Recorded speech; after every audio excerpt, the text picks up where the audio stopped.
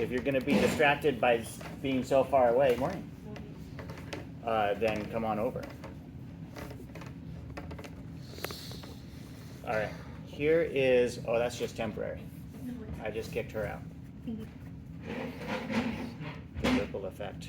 We're getting full. Jess, do you want to bring this chair over here? You just sit down.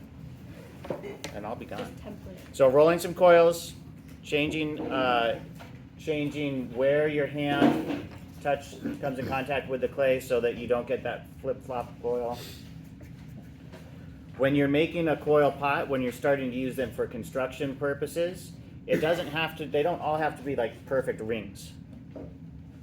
Right? So it's okay if you have some different lengths.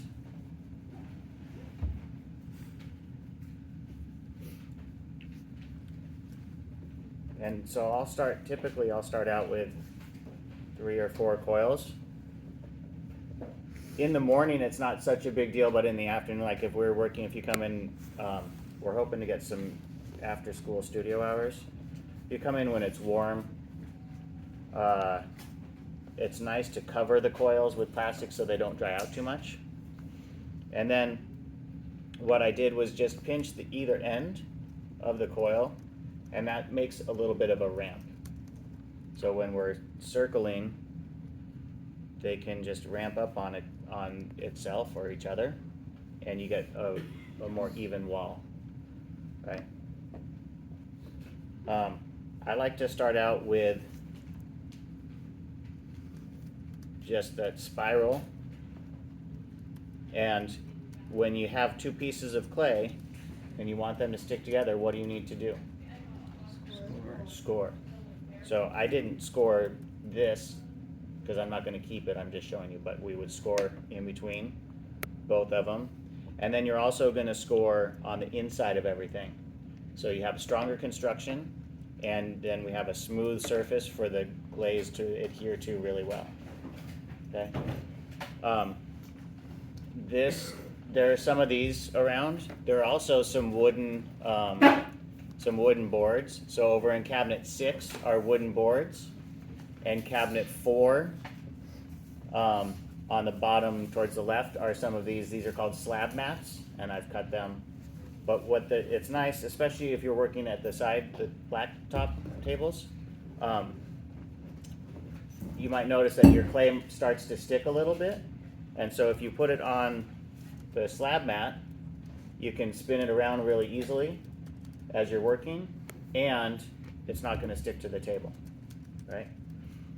Then there's this tool, is a serrated rib. So it's got teeth on it. That's the serrated part. And it's a metal rib. There are wood ribs that you've seen. There are also plastic ribs in there. So that's in the tool cabinet. And this is really nice because you can drag those teeth along, maybe dip the tool in water, and then go again. And then I've scored that top part really easily. So again, you want to score, I'm making this really small just for demonstration purposes, but the bigger your coil at the bottom, the wider your pot's going to be. Okay? And then to get started, I'm scoring. So I'm losing the visual aspect of the spiral on the inside.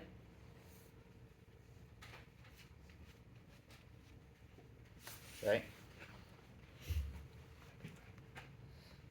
So now that's all scored up. You lose the surface. And then I'm just going to go around the base on the edge, the top edge of it.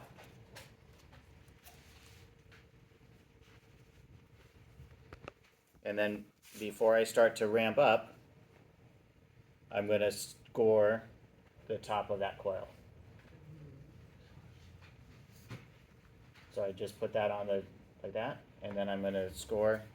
And again, if you're having a hard time seeing, you have an open invitation to come over and see closer. So now it just ramps right up. So that does two things. One, it just allows so that you don't have a chunk, like a gap that then you have to fill in. That's not a huge step. A little more accessible ramp. And then two is our next joint is going to start here. So we've got one down here and one over here, so they're offset. If you think about a brick wall, the bricks are staggered. If you have them all in line and they all start and stop at the same place, then you have a weak spot in that wall. So it doesn't matter where you start or stop or how long your coils are.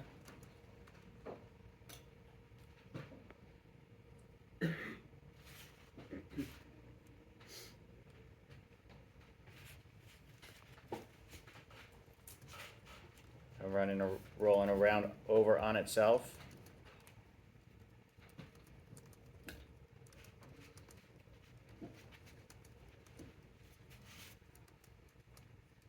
Okay. And so now just with those couple coils that I had, we're starting to get some height to it. You're gonna, so we scored in between the two coils, right? And then just like we did with the two pinch pots, we're gonna put stitches in as well. So on the outside of the coil, right, you're gonna do some stitching type of scoring. And I say on the outside, the sides. On the outside, if you like the look of the coils wrapping up, it's kind of an organic look. The form might be a little bit loose or wobbly. On the inside, we definitely need to clean, like score real well and clean up. And again, that's because we're going to have a stronger wall of construction, so that's for construction purposes. But then also, you're going to smooth it out, and the inside's going to be nice and smooth so that when we add glaze to them, the glaze has a nice surface to adhere to. Okay? And so then you're going to take the time. I just have, at the most, I have 3 layers right now. And I would strongly recommend, and then I'm just spiraling my way down, and even the bottom coil to the base itself.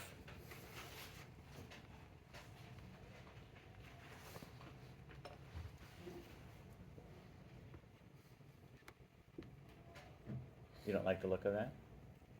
So then we got some cleanup to do. I don't know how you can all see. Alright, so it's totally chewed up. I just use my fingernail, and I don't have long fingernails or anything, but that shape, I don't know how well you can see on the video.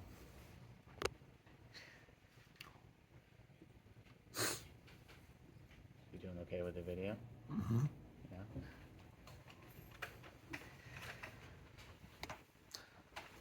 So you get it all nice and smooth in there.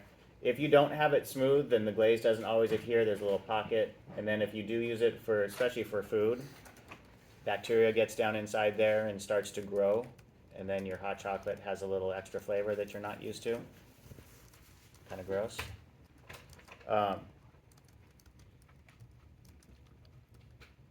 Craftsmanship, right?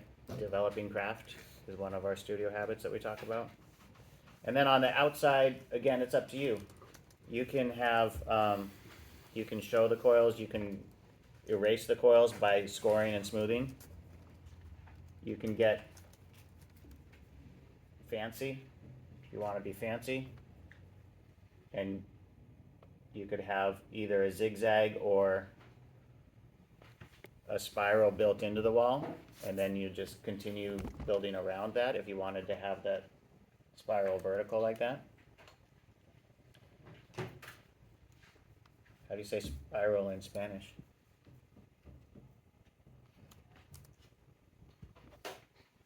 Come on. Level 3?